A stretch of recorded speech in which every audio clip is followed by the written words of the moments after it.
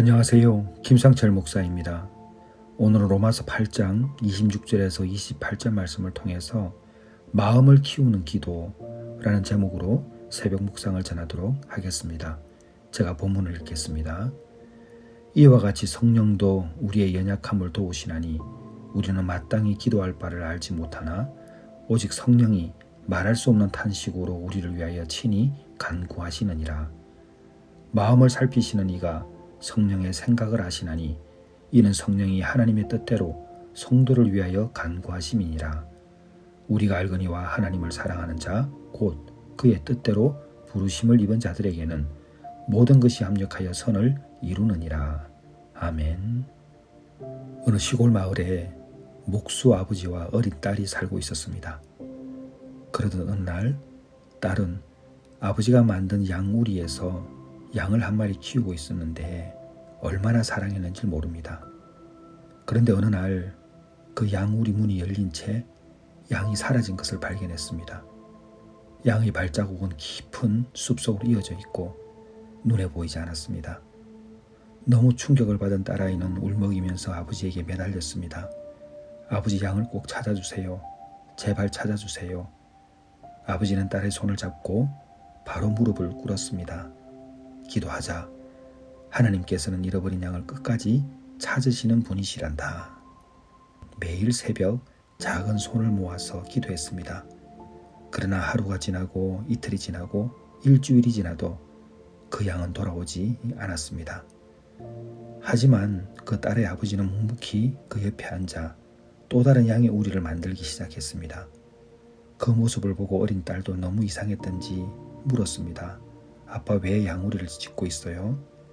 그때 그의 아빠는 하나님은 내 기도에 좋다고 말씀하실 때도 있고 기다리라 하고 말씀하실 때도 있고 내가 더 좋은 것을 준비했다라고 말씀하실 때도 있단다.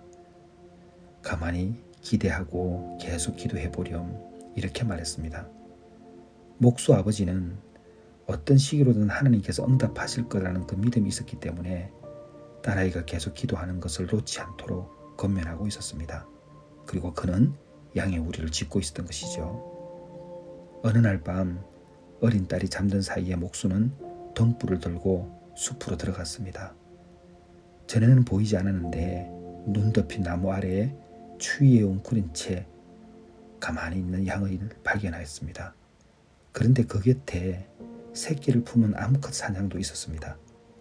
목수는 조용히 미소를 짓고 돌아섰습니다. 양은 그대로 둔 채 집으로 돌아온 것이죠. 그리고 혼자 이렇게 중얼거렸습니다. 하나님께서 딸아이의 기도에 응답해 주셨구나.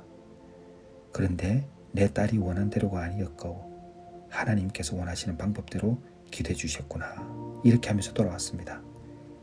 다음날 아침에 어린 딸은 아버지가 새로 만든 우리를 보았는데 그 안에 잃어버렸던 양도 돌아와 있고 아버지가 미리 보았던 그 암컷 사냥하고 새끼 2마리도 더 있었습니다. 너무나 놀라서 기뻐하며 흥분하고 있을 때에 그 목수 아버지는 이렇게 말했습니다. 내 기도는 잃어버린 양만을 위한 것이었지만 하나님께서는 내 마음의 울타리를 더 넓혀주셨단다. 이제는 3마리의 양을 돌보게 되었어. 그러니까 잃어버린 양하고 같이 총 4마리의 양을 보게 되는 것이죠. 딸은 감격의 눈물을 흘리며 아버지의 품에 안겼습니다. 하나님께서 제가 기도한 것보다 더 큰 선물을 주셨네요. 아버지는 딸의 머리를 쓰다듬었습니다. 내가 간절히 기도할 때 하나님께서는 내가 원하는 것을 주시기보다 내가 그분을 신뢰하는 법을 가르치고 또 그것을 원하신단다. 너는 잃어버린 양 1마리를 기도했지만 하나님께서는 너로 하여금 목자의 마음을 품게 하셨구나. 여러분, 저는 이 예화를 생각할 때마다 기도에 대한 하나님의 그 뜻을 알게 됩니다. 하나님께서는 우리의 필요를 아시고 주시기를 원하십니다. 그러나 또 다른 한편에서 하나님께서는 우리가 기도할 때에 우리의 마음을 더욱더 넓게 하시고 결국은 아버지의 마음을 품을 수 있는 그 분량에 이르도록 하신다는 것입니다. 그래서 이 짧은 이야기를 통해서 우리가 알 수 있는 것은 기도는 확장성이 있습니다. 우리는 즉각적인 결과를 바라고 기도하지만 하나님께서는 인내라는 과정을 통해서 우리의 영적인 성장을 도모하십니다.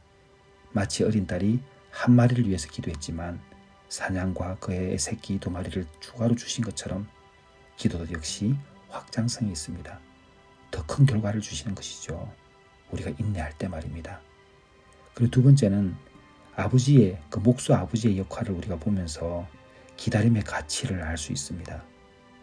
아버지는 딸의 감정을 가볍게 여기지 않았습니다.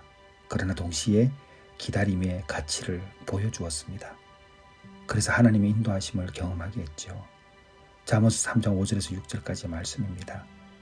너는 마음을 다하여 여호와를 신뢰하고 내 명철을 의지하지 말라. 너는 범사의 그를 인정하라. 그리하면 내 길을 지도하시리라. 우리는 왜 인내가 필요한가? 그것은 나 스스로의 명철을 의지하지 않기 위함입니다. 하나님을 인정하는 것입니다. 그때 하나님께서는 우리의 길을 지도하시죠. 딸아이의 아버지를 통해서 우리는 기다림의 가치를 다시 한번 확인해 볼 수 있습니다. 그리고 세 번째는 상실, 잃어버리는 그 의미가 무엇인지를 다시 한번 알게 합니다.